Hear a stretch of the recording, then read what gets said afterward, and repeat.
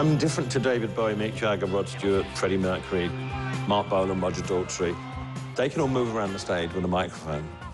I'm stuck at a 9-foot piano. It's 50 years since Elton John launched his amazing career. Senor Elton John, I am loving your music. I'm David Walliams, and I'm lucky enough to be friends with one of the world's greatest artists. And tonight, I'm going to find out how some of his best-loved songs came about. And when you say you wrote it quickly, how quickly? 15 minutes. Wow. Instead of going to Sainsbury's that day, I decided to write to that. We'll also hear from some of Elton's most famous fans. He's definitely a page in the history books, which is what any musician wants to be. And he always looks awesome. When he plays, it's like Mozart. I'd hire him. I love the guy. Love you. And at the end of the show, I'll reveal to Elton which of his classic tracks has been crowned the nation's favorite in our Top 20 countdown. It's difficult. Elton's got a lot of good songs. It's not every day you get to meet one of the campest men in Britain. Creephorn? But for Elton, that day has finally come. Yay!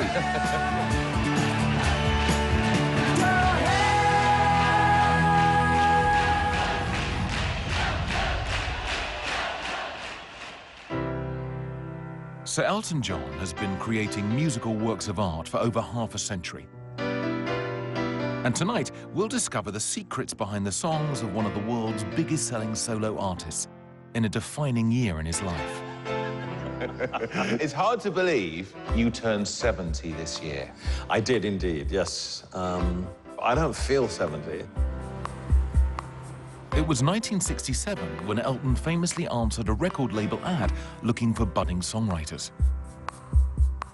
By the fate of the musical gods, this would lead to his pairing with lyricist Bennie Taupin, and the start of a partnership that would give us some of the best-loved songs of all time. I answered that ad, and I was kind of, you know, not exactly a rock and roll looking kind of guy, and I was very, very shy. So why I answered it, I don't know. Every time I think about it, it gives me goosebumps. Well, you have to put yourself in my shoes of being a 17-year-old fish out of water. But he was so genuinely friendly from the get-go. It was a good fit straight away. Together, Bennie and Elton would go on to create a chapter in the history of music. But which Elton John song will come out top in our exclusive poll? I'm Still Standing. Sorry seems to be the hardest word. Don't Go Breaking My Heart. Rocket Man. They're all classics. Now, the nation has been asked what is their favorite Elton John song. Right. What do you think is going to come out on top? 10 years ago, I'd have said maybe your song. I'm not so sure anymore. Can I make a bet? Okay. What do you think it is? Candle in the Wind. Well, there's only one way to find out. Our countdown begins with a song written about an emotional turning point in Elton's life. When I think of those East End lights, muggy nights, the curtains drawn in the little room downstairs. So we're going to start with Someone Saved My Life tonight. Now, this is a very personal song for you. What was going on in your life at the time? I was living with Bernie in Islington with a girlfriend, and we'd arranged to get married for some stupid reason, I don't know why. And we'd been out with my friend, Long John Baldry, to a club in Carnaby Street. We've all gone crazy lately. Long John Baldry, I always speak for both of us, a great influence on our lives. Human being, one of the best. Singer, one of the best. Instrumental in bringing blues to the UK audience. And someone saved my life tonight, Sugar Bear. Who privately was wonderfully gay. Just proud of who he was. Don't forget, before '67, it was totally illegal. So I think Elton learnt a few things from Long John. Hypnotized, sweet freedom, whispered in my ear. We got absolutely hammered, and he said, you know, you're making a crazy mistake. And I thought, yeah, you're absolutely right.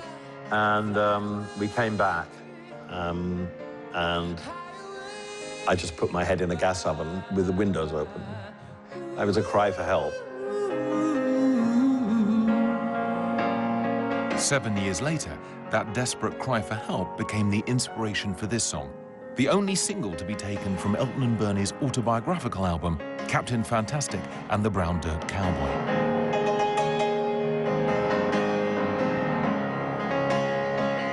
The whole album is about him and I, all about our songwriting journey and our life together before we became famous. It's a beautiful song. Someone save my life tonight. It seems like it's really about getting out of a bad relationship, but I think what it's really about is saving the dream of his music. It's just beautiful, it's dramatic, it's profoundly moving.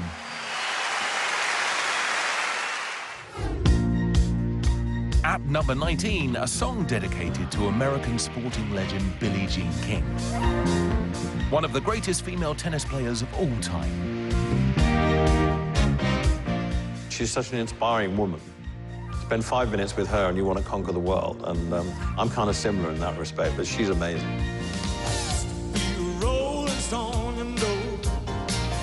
If the course is right, I'd leave, find the answer on the road.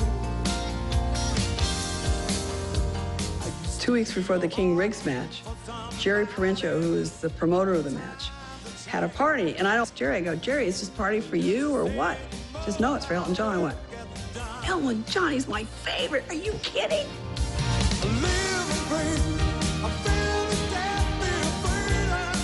So the whole night, we're looking across at each other. And finally, his manager, Tony King, comes over and looks at me and goes, Elton's been dying to meet you all night. He sits me across from Elton. Elton, this is Billy. Billy, this is Elton. Start talking. And so we started talking. We hit it off like that. I didn't realize it until that night. He loved tennis. We're going to a concert one day together, and we're sitting in the back, and he goes, I want to write you a song. And I'm like, what? I want to write a song for you. What are we going to call it? I'm like, I don't know. If it's going to be a song for her, it's going to be called the Philadelphia Freedoms, because that was the team she was on. And at that time, the music coming out of Philadelphia was music that I loved. Harold Melvin, the Blue Notes, 3 Degrees, Spinners, and it sounded like a Philadelphia record. The thought of it meant everything. I mean, I didn't care what it sounded like. I was going to love it. And he played it for me. I could tell he was so nervous I wouldn't like it. And he says when I go, Philadelphia, like that, it means that's when you're upset with the umpire. You're stomping over to the umpire like this. Song, brilliant, strong. And then you think about Billie Jean, then you think about Elton, and it's just, yes, you did it. It's about relationships, about friendship. These are times I'll never forget, ever.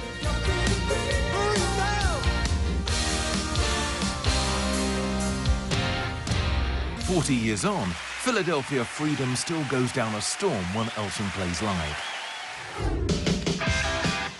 As does the song next in our countdown at number 18. Saturday Night's All Right for Fighting. That's a real rocker.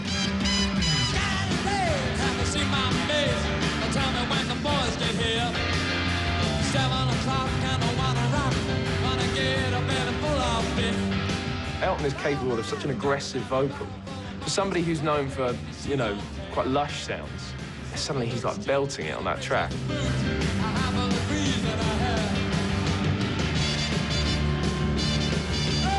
Don't give me none of your aggravation. I'm tired of your discipline. Saturday night's all right for fighting. You get a little action. I mean, I've gone out on Saturday nights feeling exactly like that.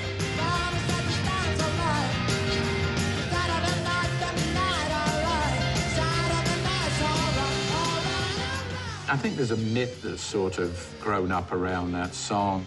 I mean, was it really inspired by my rowdy youth in Lincolnshire? I'm not really sure if it was or not. I'm sure it had some sort of input.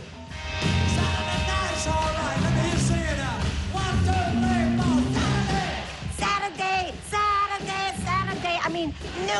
rocks out like Elton. Nobody rocks out like Elton. And when he does that, I just want to jump up on the stage with him and jump on his back. It's that magic moment at any concert for the person on stage and the people in the audience. And, you know, we're all after.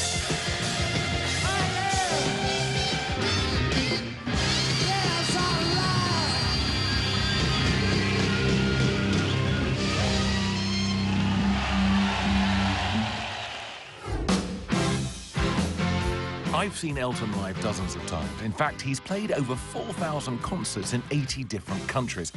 For me, it's always an amazing experience, and I'm not the only one who thinks so. As a live performer, Sir Elton John is amazing, okay? He gives his all. He's funny, humorous, like I am. We're very similar. The only thing is she's stuck at the piano and I can move about. Here's a guy that exploded on stage.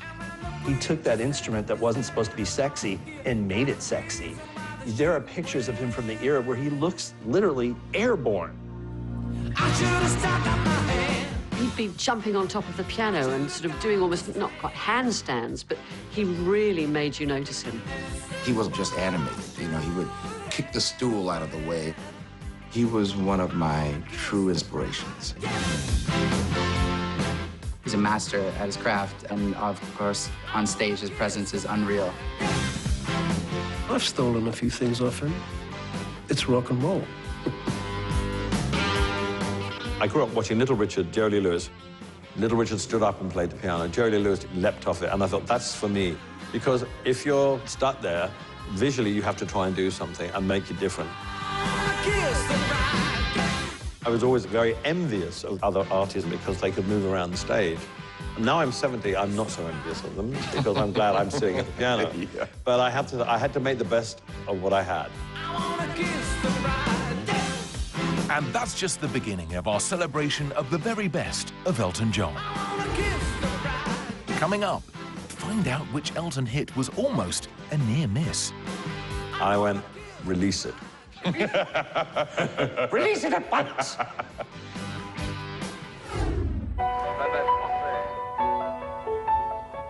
Elton John recorded his first album in 1969, but it was a year later that his career really started to take off with a trip across the pond and a residency at a legendary Los Angeles nightclub. I got the big kick in America first. Although I was beginning to get a reputation in Britain, it all happened in America first. When you arrived in America, were you already well known? No, not at all. We'd been doing shows in England and around Europe, but I went to the Troubadour in August of 1970, and we kicked ass. And I think that was, people went, oh my God. Who walked me down to church when I'm 60 years of age? Really was an invasion. Nobody expected that, but boy, they took care of business on him. God enabled him to put his personality and stamp on the music he played. Thank God we got him on this planet. He just tore the place up. After the end of the first week, I was driving back to LA airport, and I turned the radio on, and I heard the DJ say, there's a new messiah in town. His name is Elton John. Since those first shows at the Troubadour, Elton has gone on to sell over 300 million records. But which is the nation's favorite? Our countdown continues at number 17. My first memory of Elton John was I thought he was Russian, because the first thing I saw was him in the Nikita video. And I was like, who's this Russian dude? Nikita, is it cold? In your little corner of the world. I was like, he must be really talented. I was only 7, to be honest. I was like, who's this Russian guy with the hot girlfriend? Never find a warmer soul to know. As time went on, I learned more about him, and I realized that maybe some of that was, you know, fictional. But I was still left with a love and passion for the man and his music. With eyes that look. This classic Cold War love song is the first of 2 Elton John tracks tonight to call on the vocal talents of the late, great George Michael. Oh, Nikita, you will never know. What really topped it off for me was George at the end. He said, I've got an idea. Elton was like, go for it. And he went out and just did it at the end, which is crazy good.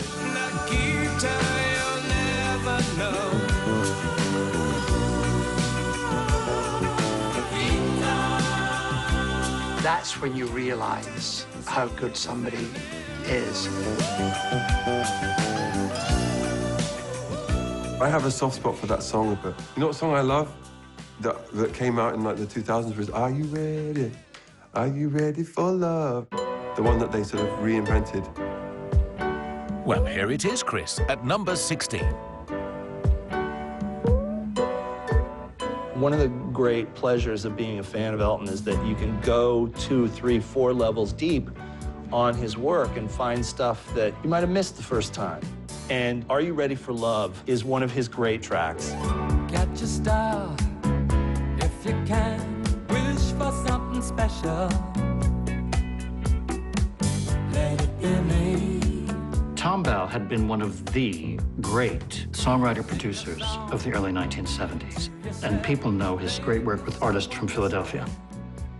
Elton's love of Tom Bell was genuine, so it seemed natural when he was having a little break from working with Bernie to work with Tom Bell.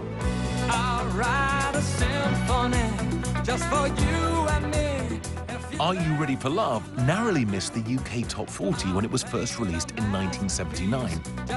But 2 decades later, a dance remix would give it a second stab at chart success. I hadn't heard the original of Are You Ready for Love? And once I'd heard the record, straight away I was attracted to it, being a big fan of Philadelphia soul music. It's basically taking the elements that really make the track work. Now, for me, there was a brilliant rhythmic pattern of the congas and the chorus. So I stripped it back. Whether or not Elton was worried that I took away most of the song, I personally didn't expect it to go to number 1. And when it did get to number 1, it was like champagne all round, you know. That song, which had been sort of pulled out of the archives, was suddenly a radio hit in summer of 2003. I just remember everybody was so happy it existed. It was a very special time for me with my band going over to the UK, and we were just starting out. And I really do think that song paved the way for my band. That's the most special single to me, probably, just because of that memory. Staying with the Philadelphia sound is our next track. Bet you can guess it from the first chord. Dun, dun, dun. Dun, dun, dun. It was so classic American R&B. Hey, kids, shake your loose together. Let's find out something. You know to change the weather. We'll kill the better cow. The lights out. Stick around. This you didn't want to release as a single. Why No, did I you? didn't. Why? I'd had Saturday Night's All Right for Fighting and Goodbye Yellow Brick Road as singles, and I wanted Candle in the Window. And the Americans said, no, we want Bennie and the Jets. And I said, I don't see that as a single. And I kind of fought my corner for about 2 weeks. And then they rang me up one day and said, how about me telling you it's the #1 R&B record, i.e. black record in Detroit? I went, release it. Release it. Release it at once. Because for me, to have a black radio station playing my music was just incredible. And of course, I was proved totally wrong. For a white boy from Pinner, that's the ultimate accolade for me, because that's the music I love the best. And he got me on Soul Train. Yay!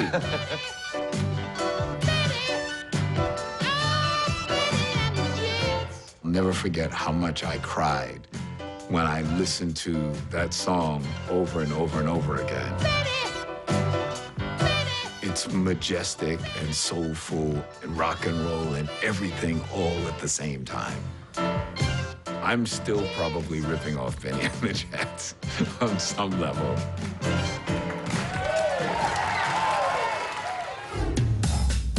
Next, a hit from 1990 that would give Elton his first ever UK solo #1. It's an important song because around the same time it's when you got heavily involved with your charity work with the Elton John AIDS Foundation. The AIDS Foundation was started at a table, at my kitchen table in Atlanta, and now it's 25 years old. We've come a long way. It's a human sign when things go wrong. Sacrifice marked a sort of newer, more mature Elton. It's heartbreaking. The words are very powerful, and it just touches you. Into the boundary.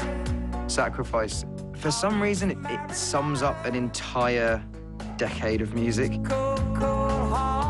It's a very well-written song. Heart done by you. Something's looking better, baby. Just passing through. Why did you want to get so involved in that particular cause? During the 80s, a lot of my friends, lots of my friends died of AIDS, but I really didn't get my fingers and my hands dirty. I was a gay man, and I can't really remember why I didn't. I think I was probably too much of a drug addict or too self-obsessed, and I was very ashamed of that. After I got sober, I decided that it would be wonderful to start an AIDS foundation and give back, because I just wanted to atone for the absence of my actions during that whole crisis. So I started doing singles and giving the money to the AIDS Foundation. So music was the first thing that kicked it off, and that's why I did it. I felt ashamed. Since 1992, the Elton John AIDS Foundation has raised almost £300 million in the fight against the disease. What the Elton John Foundation has done globally in terms of saving people's lives, raising awareness about the pandemic, is extraordinary. You talk to senators, you talk to politicians, you know, everybody and anyone. In terms of advocacy, there's no one like Elton John.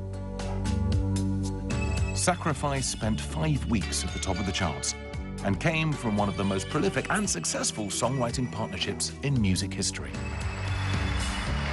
I feel it only fair that I should introduce Bernie Taupin, who never really faces his public. It's 50 years since you've been writing with Bernie Taupin. How would you describe your relationship with him? Quite amazing. I mean, I have to say, as a songwriter, I have it a little bit easier because I have the lyrics come to me first, and by some God-given gift, I'm very good at writing music to lyrics. And without Bernie, there wouldn't be any songs anyway. Well, the one thing that hasn't changed and has remained the same since day one is really the way we write, which is kind of unusual. Elton and Bernie write backwards. Bernie will give Elton some lyrics. And then Elton would just put the music on top. I mean, how beautiful is that? How simple is that? I've tried to write his way, and I can't do it. I can't write 2 words. I have to write the music first. I mean, we've never, ever had an argument over music or anything else. There have been times in our relationships when, I'm sorry, he disapproved of my behavior, and he told me. It certainly doesn't feel like 50 years. I'd be lying if I said we didn't have our highs and our lows, but it's been one hell of a ride. And it's another Elton and Bernie classic at number 13 in our countdown. What Elton's really good at is just coming up with those really heartfelt chords that just sit beautifully in your ear. Like you hear the opening piano to Sorry Seems the Hardest Word, and it's like you're there. What am I gonna do to make you love me? What am I gonna do to make you care? The best songs are really simple. They just say what they need to say. And, you know, everybody can relate to that song. Just what have I got to do to make you love me? What have I got to do to be heard? I mean, it's not Shakespeare, but it's poignant. What do I do to make you want me? What have I got to do to be heard? I've known Elton a long time, and I think where Elton goes to sort his emotions out is the piano. Sorry seems to be the hardest word. At the time, Elton had had a setback in his album sales. Blue Moves did not sell as well as the predecessors. It was just one of those periods when the lemons all lined up, and Bennie and Elton were both unhappy at the same time. And I went to this gig, and there's Elton looking sad on the stage. This was not one of the big show business productions. Sorry seems to be the hardest word. He was obviously very unhappy that night. For a start, he was wearing a very wrong outfit. He was wearing black leather with a black beret on. I remember thinking, that's not it at all. And then Elton makes a remark. I've made a decision tonight. This is going to be the last show. All right? So, there's a lot more to me than playing on the road. And this is the last one I'm going to do. When we heard it, it was like, did he just say I've quit? You know, that's the last concert? And it was like, yeah, he did say that. We'd had numerous albums just go number one, number one, number one. He'd filled the biggest stadiums, and you get to a point where you know you can only go so far. What have I got to do? Elton has clarified on many occasions there was no animosity. It was strange and it was odd, but we never, ever broke up. We gave each other the leeway to write with other people, which I think enhanced and saved our relationship.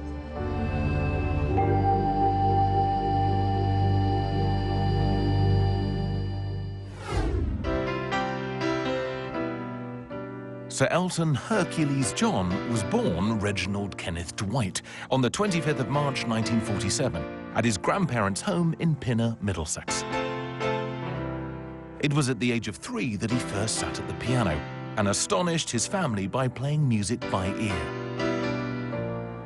By his early teens, this musical prodigy was honing his talent at the Royal Academy of Music, where he studied for 4 years.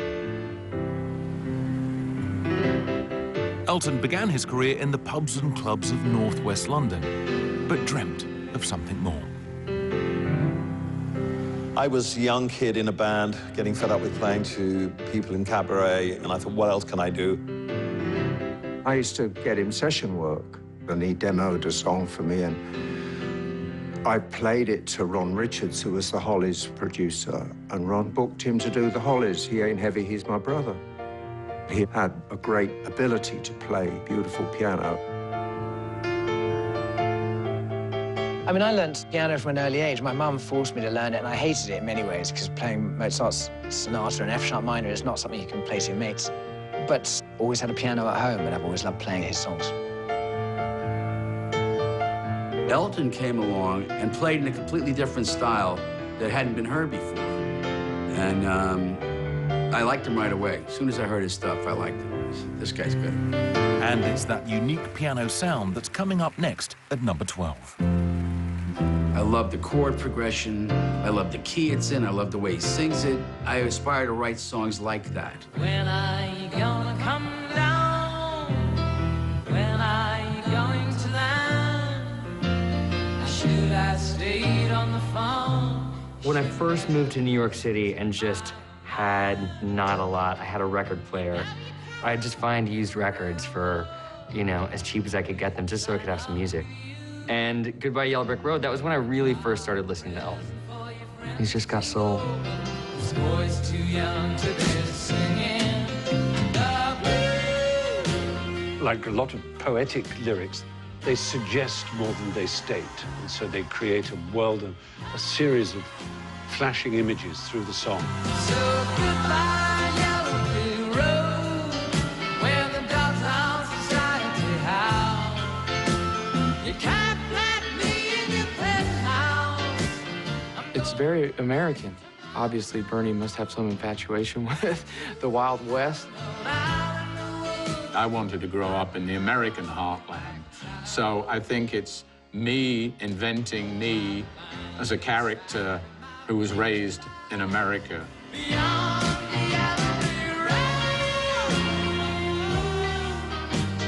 So it's goodbye to the yellow brick road.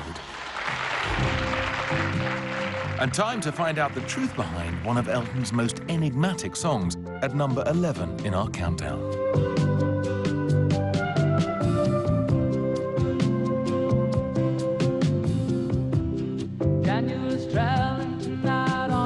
It's one of those songs that, like, I love songs that put you in a moment. I can see the red tail lights heading for Spain. Hearing that line, you could see the tail lights, you could see Daniel waving goodbye, and it's like, that's really cool when a song does that to you. Oh, it looks like Daniel.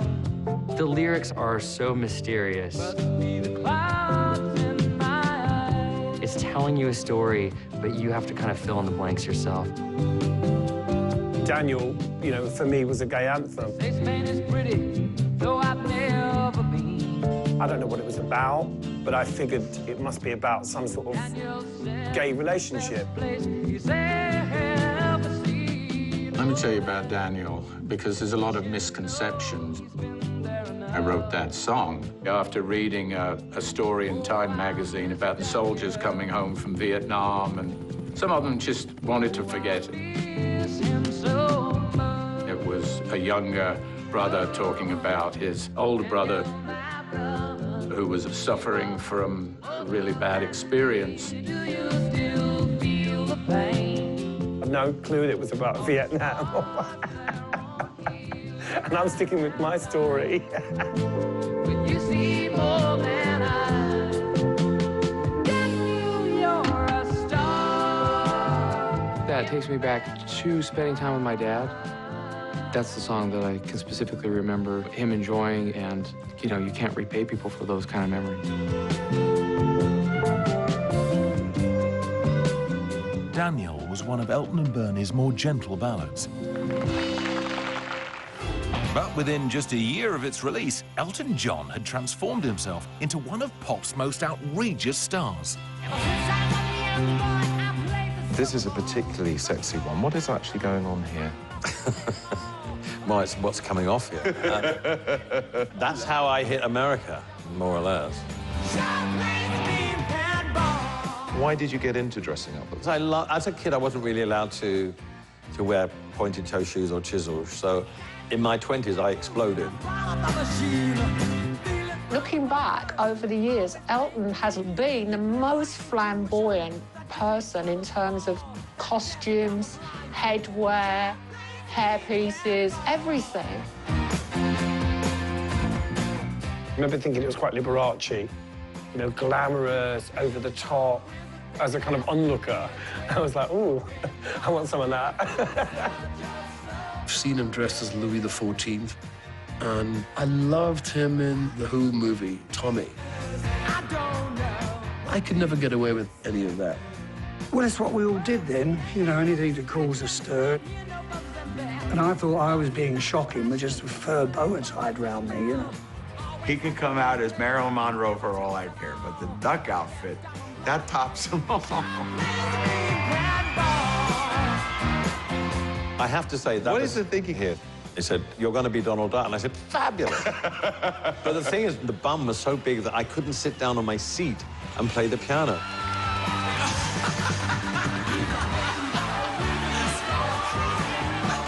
It's weird how famous this still is, isn't it? Yes, it is, yeah.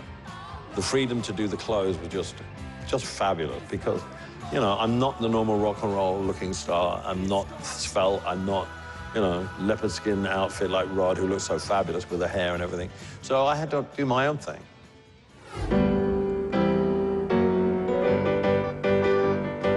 And at number 10 in our countdown, it's a rock and roll classic that's always given Elton a platform for his flamboyant fashion. Ooh, nice shoes. I remember when Rock was young. Me and Susie had so much fun. Holding hands and screaming stones. Had an old gold Chevy and a place of my own. Well, you can't go wrong with Crocodile Rock. It's a masterpiece. The most important record in making Elton a pop act was Crocodile Rock. That was his first American #1.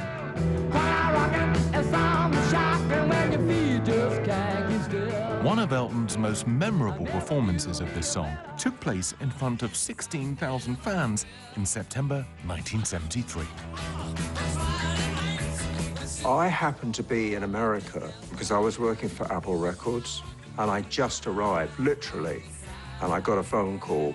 Can you come to the Hollywood Bowl? So I got in a car. Next thing you know, I'm on stage. I introduced Linda Lovely. She introduced Elton. Ladies and gentlemen, I'd like to welcome you to the Hollywood Bowl. The gentleman you've all been waiting for, the biggest, most colossal, Elton John. Elton came on, feathers, sequins, boots, the whole thing. And then these 5 pianos opened to spell Elton. And inside the piano were all these doves that were meant to go shh. And they were all fast asleep. Our manager, he went absolutely nuts because the doves just wouldn't fly out. And then people were getting them and throwing them in the air, so these poor birds were kind of waking up mid-air. Oh, I was supposed to better fly then.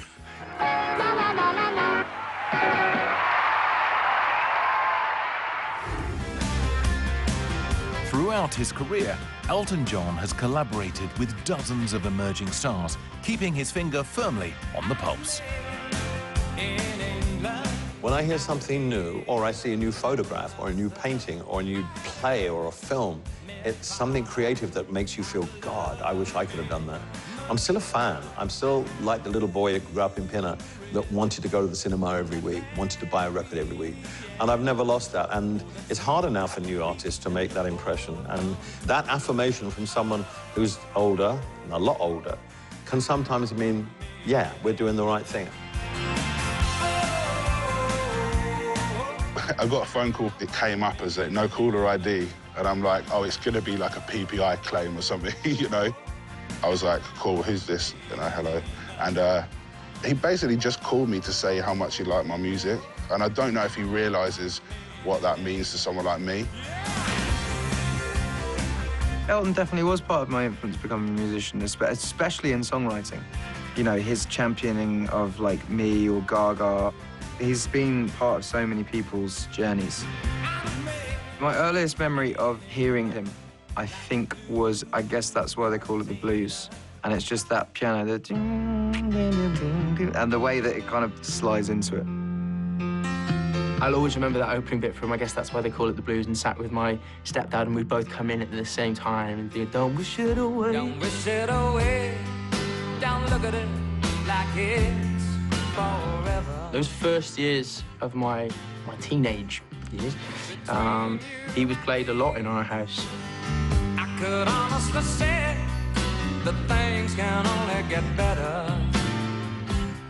I was 14 and I'd just split up with my boyfriend, and it was that thing where I just listened to it over and over and over again, just like putting it on repeat and weeping, putting it on repeat, weeping. Before you and me run. My first kiss was actually to Guess That's What They Call It the Blues.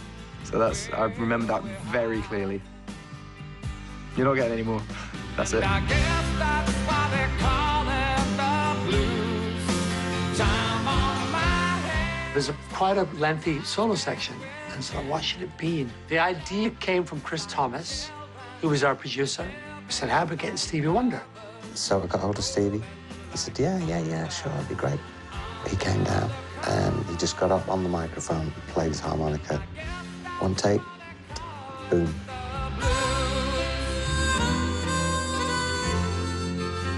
Thanks, Stevie. And at number 8, all rise for a song that recovered from a remarkably cool start. How hard is it for you to predict which of your songs are going to be hits? And I'm terrible at it. One of them was Don't Let the Sun Go Down on Me. And I remember writing it in the morning, and my drummer, Nigel Olsen, we were sharing a cabin. He was asleep, and I was downstairs writing, which must have annoyed him. I can't lie. No more of your darkness. I I woke up and heard him playing around with chords and sequences and stuff. And I left him for a little bit, and then I went downstairs and I said, that is a #1 record right there. I'm growing tired, and time stands still before me. When we finished recording it, I said to Gus Dudgeon, my producer, I don't think that's a hit. I don't really want it on the album even. And he said, you're crazy. And everybody else thought I was crazy. And of course, it became one of my most famous songs.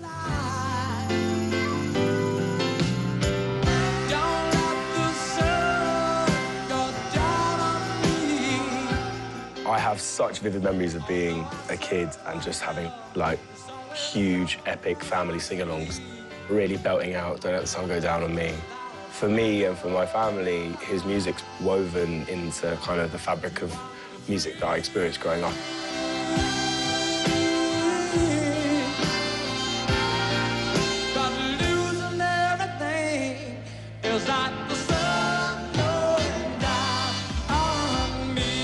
Don't Let the Sun Go Down on Me also became a famous duet for you with George Michael. He made that song something else. It was already a classic song, but he put his mark on it and did the most wonderful version of it live in Chicago. There's this incredible moment where George Michael goes, ladies and gentlemen, Mr. Elton John. Ladies and gentlemen, Mr. Elton John. Go, go, go, go, go, and the whole place goes,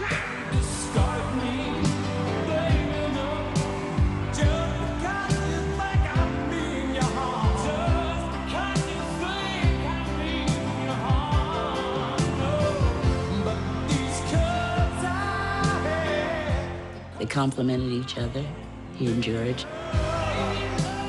I don't think anybody else could have done that song but the two of them.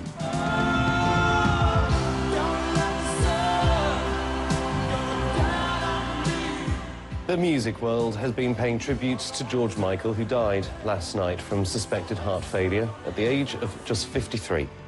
You know, with George gone, it's changed the meaning of the song.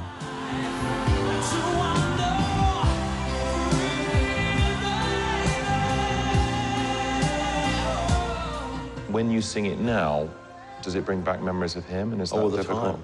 As soon as I start singing the song, a picture of George goes up. And that will be the case for as many times as we play that song.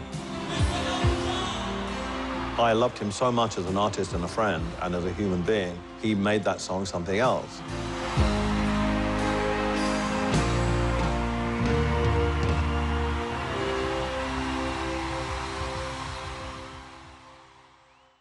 I remember when I was sort of 17, started going to pubs with mates and stuff, and Tiny Dancer would always come on. It's a real sort of arms around shoulders moment for anybody and everybody listening to it. It's still a moment among us as friends, and that's just a great example of what a timeless and brilliant song it is. Blue jean baby, L.A. lady, seamstress for the band. Seamstress for the band. You have a great mental image of who the Tiny Dancer is. The thing about Elton's music is it's so transformative. You marry music man. It's the voice of the soundtrack of my life. Ballerina, you must have seen her dancing in the sand. Tiny Dancer. It's going back to that first trip to America. There was something about California that was absolutely magical. It was the promised land. It really was the Garden of Eden. The concept of the British being very stiff upper lip and being a bit more reserved, people were the total opposite there. Especially the girls, you know, there was like, it was whoa, you know. Tiny Dancer was never a hit when it was originally released as a single. But when Elton finally went onto iTunes, it was the most purchased download. And that is, of course, due to Cameron Crowe's movie, Almost Famous. You must have seen her. She was dancing in the sand. It's weird how some songs kind of come back, like a song like Tiny Dancer. Yeah, it's one of those songs that, as I sing it, it gets better and better to me. So it's a pleasant surprise when those things come along.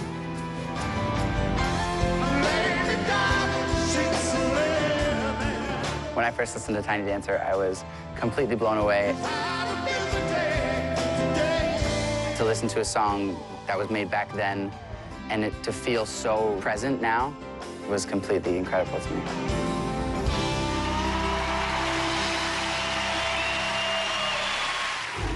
Next in our countdown, it's the sweltering hot summer of 1976. And despite a phenomenal songbook throughout the early 70s, Elton still hadn't scored a chart-topping single in the UK. But was all that about to change? The first Elton song I heard actually was the duet he did with Kiki.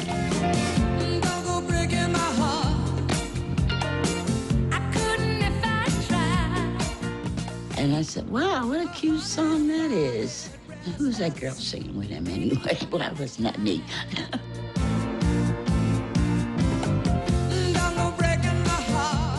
I wanted to write something for her because I loved her, and she was on my record label. I produced her, and she was a dear friend, so that's how that came about. Here was a track on which Elton would break his usual songwriting tradition. This time, the music came first. I was actually living in Barbados at the time, and Elton was up in Canada. He called me and said, I've just written this melody that I want to do as a duet with Kiki. He played it to me on the phone, and I just sat down and just wrote the lyrics out, and then I called him back, and that was it.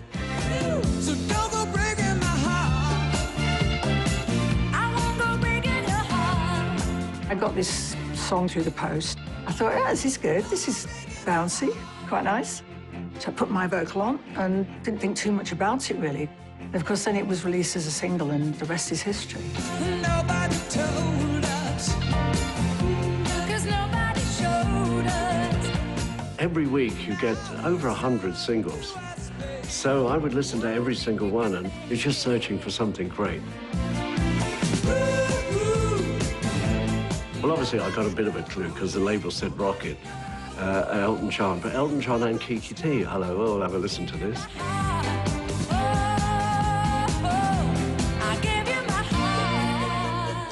And so I was just leading up to leaving Radio 1 and going off to America. It was my very last record of the week. So I picked that one. It was a lovely thing for me and for them, really. My last ever record of the week on Radio 1.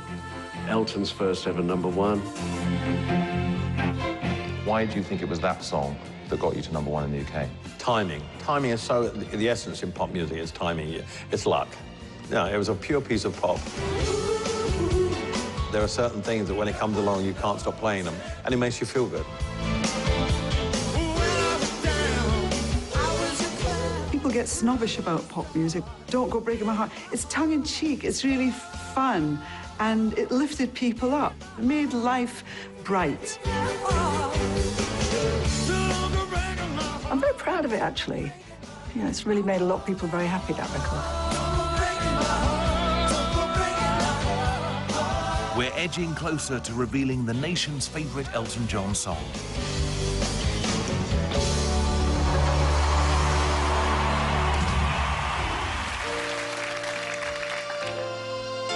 We're now into the top 5 of our countdown of Elton John classics, and a family favourite that in 1994 brought his music to a whole new generation of fans.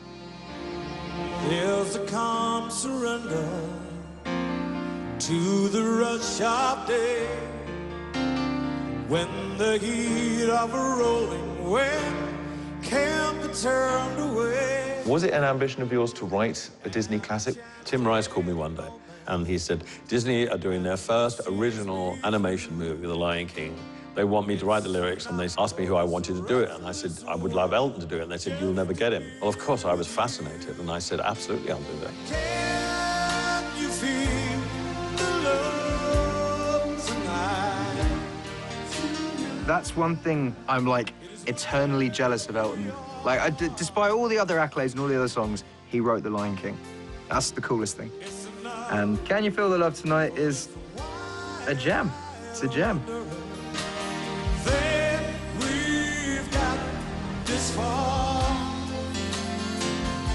We always have a table of sandwich making, whatever. And I remember he started writing the song. I got a baguette, cut it in half, and by the time I'd finished making the chicken sandwich, before I'd even eaten it, he'd finished the song. So it was like about 10 minutes. We went to the studio, and he was supposed to be writing songs for the album we were working on. And he said, come and listen to this. And he played it to me, and I fell in love with it straight away. It really does capture that Disney feeling. When I saw the final version of the movie, it didn't have Can You Feel the Love Tonight in it. Jeffrey Katzenberg, who was the head of Disney at that time, came down and showed it to me. And I said, where is Can You Feel the Love Tonight? And he said, we didn't have room to put it in. I said, Jeffrey, every Disney film classically has a love song. And he didn't, to his credit, didn't say, oh, well, too late, hard luck, bugger off. He went back and he found a place to put it in. And, of course, it won the Oscar. And it won you an army of little fans as well. Yeah, and introduced me to a whole new audience. I'm so grateful for that.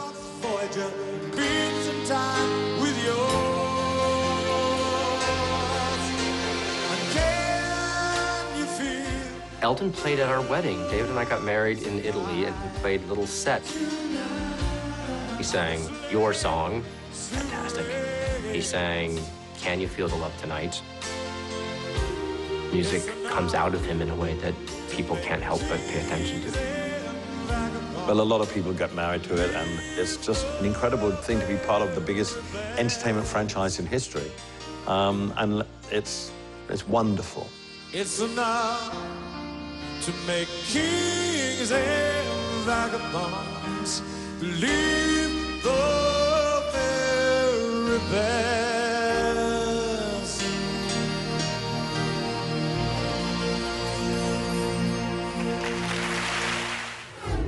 And at number 4. We come on to I'm Still Standing. Now, I remember sitting watching Top of the Pops with my sister in 1983, and then the video came on, which is absolutely fantastic. But famously, you don't like making videos. Videos for me are just a pain in the butt, but I enjoyed making that one because it was Russell Mulcahy. Got up at 4 o'clock in the morning and recorded it on the Riviera. You can never know what it's like. Your blood like winter freezes just like ice. And there's a cold and lonely light that shines from you. You wind up like the wreck you hide behind that mask you use. We had 15 dancers. We had Arlene Phillips, choreographer. And we said, okay, we're just going to have fun. You need to know while I'm still standing, you just fade away. Don't you know I'm still standing better than I ever did? It's unusual, that video, because you dance in it. And Yes. we see you dance occasionally, but you're not famous for your dancing. No, Arlene Phillips says I'm the worst dancer she ever worked with. When he saw the energy of the dancers, he just jumped in there. So he was so into it. By the time we got to the last kind of scene, I was knackered, to be honest with you. And Duran Duran happened to be in the hotel. We said hello, hang around for a while, and at a reasonable hour, I believe I went home. But it appears that other members of my band and Elton decided they were going to stay up a little later. As the legend goes, Simon decided to deliver a tray of vodka martinis, and Elton rather liked them. And I said, I'm flagging, guys. What can I do? She said, have a vodka martini. And, you know, I went, yeah, this is fabulous. Well, I had like 3 or 4 of them, and I can't remember much else. It became a drink of my choice and my downfall, thanks to them. The song feels like a really personal statement as well. Everybody has their time at #1, and in the 70s was my day in the sun, where everything that I did got to #1. And I was wise enough to know that that doesn't last. In the 80s, you know, there was new music coming in, punk had happened, And then there was new wave coming in and new romantics. And people thought my kind of music was probably passé. And I'm Still Standing was kind of an anthem.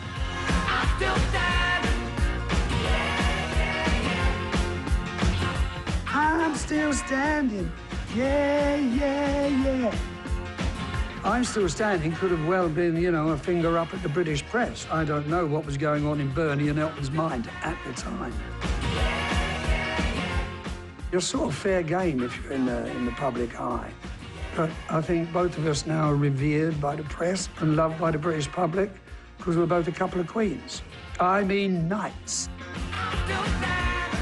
And your boys love it. My boys sing it, and I don't know how they know the words, but they do know the words, and they sing it very, very sweetly. She packed my bags last night, pre-flight. 0 hour, 9 a.m. And I'm gonna be high as a kite by then. Rocket Man is probably my personal favourite Elton John song. I remember the first time I heard it and just completely being transfixed by the sound of it.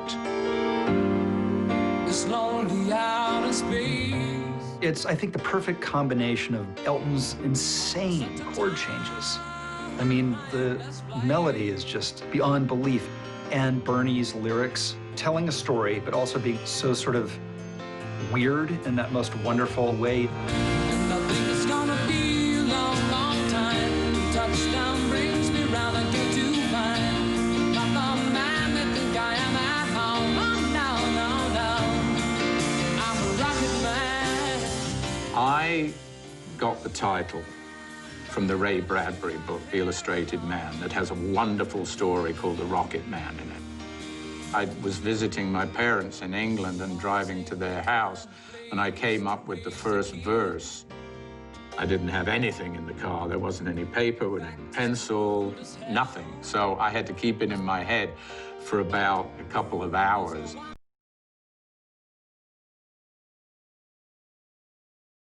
Through the front door and go, excuse me, I got to write this down. And yeah, that's how that came about. And all the science I don't understand. It's just my job 5 days a week. When I first started to work with Ozzy in '79, he was a huge Elton John fan, huge. And he would say to me, you know, that Rocket Man song, he's absolutely brilliant. He still goes on about it now. And I think it's gonna be a long, long time. The touchdown brings me round again to find. When things hold up for that long and you can still listen to them and say, it's perfect, that's really how I judge songs. It really is very, very special. It's gonna be a long, long time.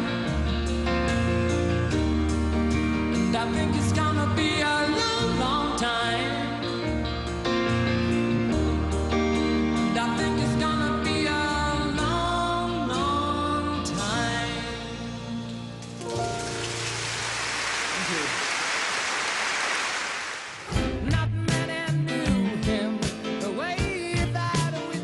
We're about to reveal the song voted at #2 in our Elton Countdown.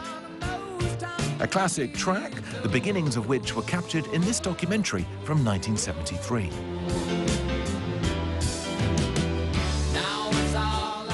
Elton wanted to make a documentary, and he chose Brian to do it because he thought Brian had the right talent, and I think they just worked together very well. It was to show Elton during a period in his life with the band, to give people a taste of what went on behind the scenes.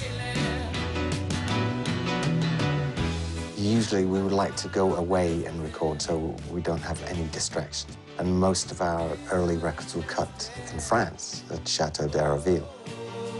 The chateau was this magical place. We had no clocks, no watches.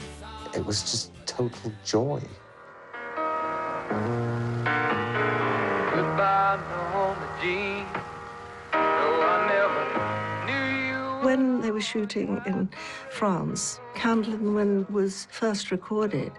It was an incredibly moving piece of music, and I think that is why it stood the test of time. It's beautiful. And they whispered into your brain, they said you on the treadmill. I remember loving that song as a kid, you know, and the whole connection to Marilyn Monroe.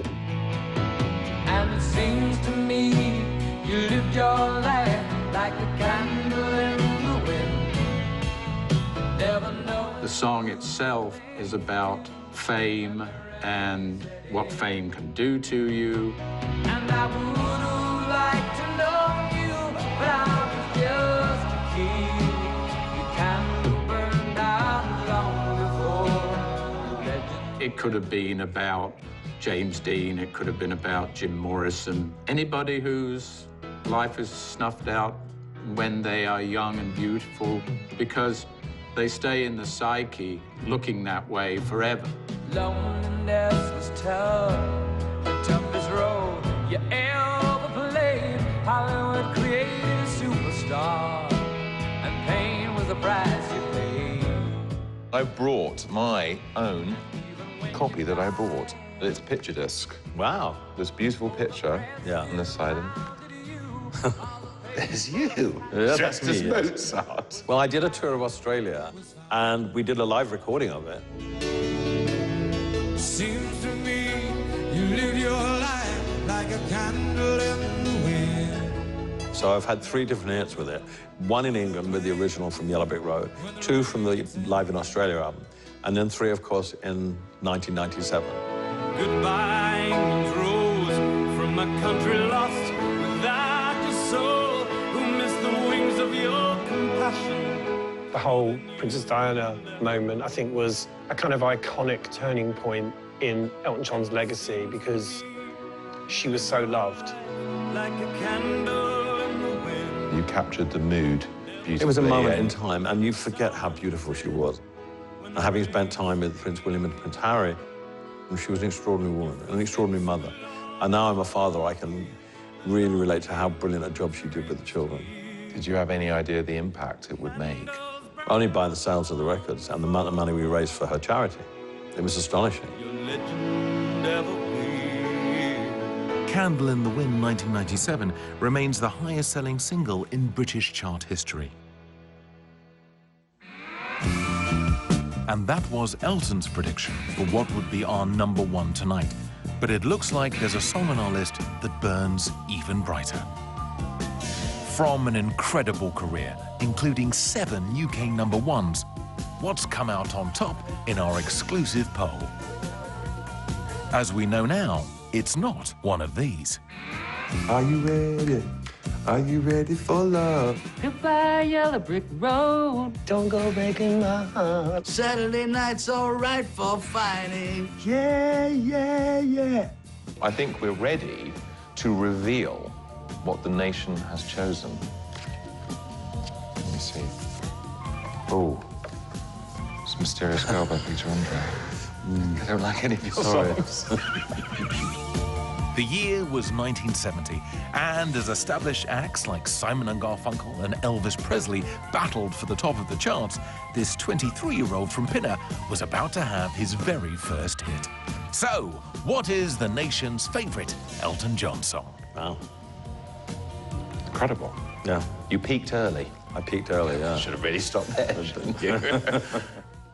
It's just a phenomena that has just always been there.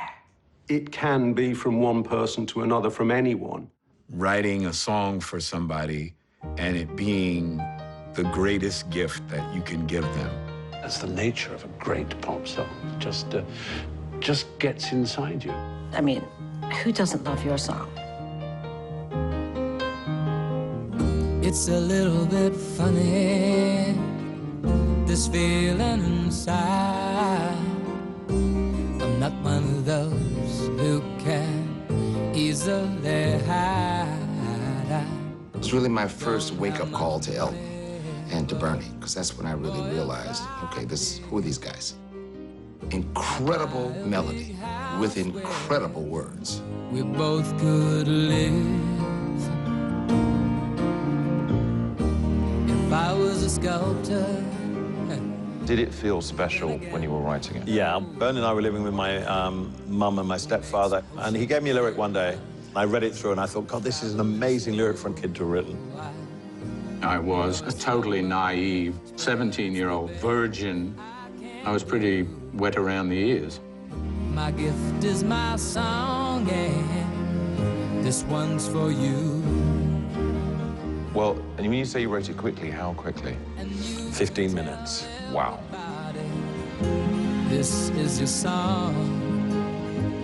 That was a well-spent 15 minutes. It was, yes. Instead of going to Sainsbury's that day, I decided to write to that.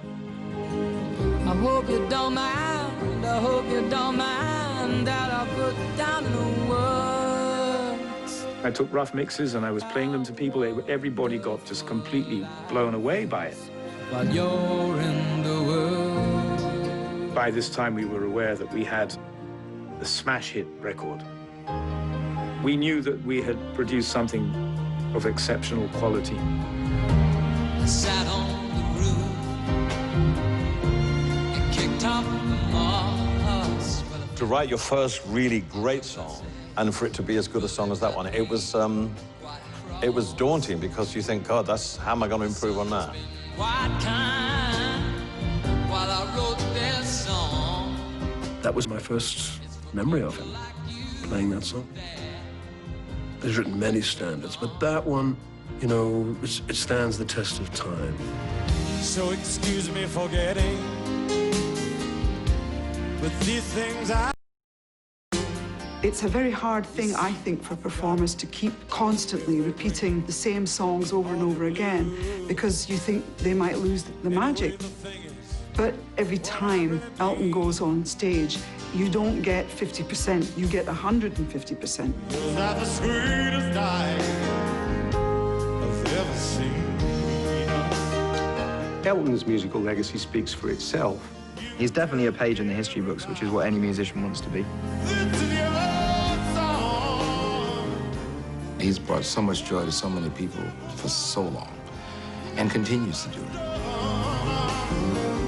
It's a different kind of genius that makes Elton.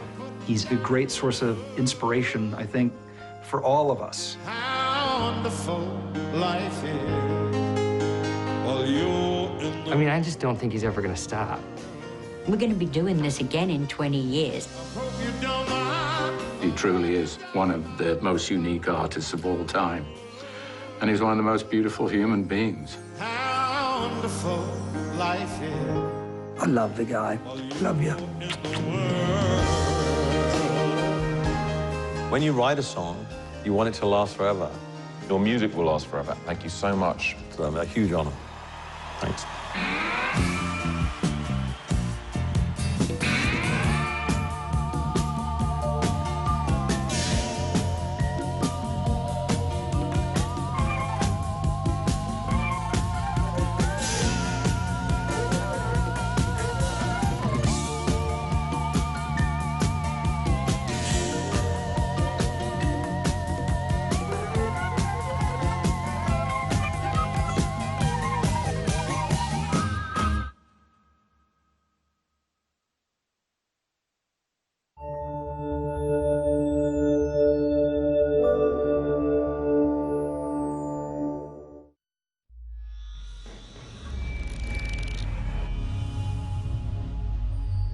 Se liguem nas pistas! Migalhas de pizza! E com um negócio verde em cima. Nas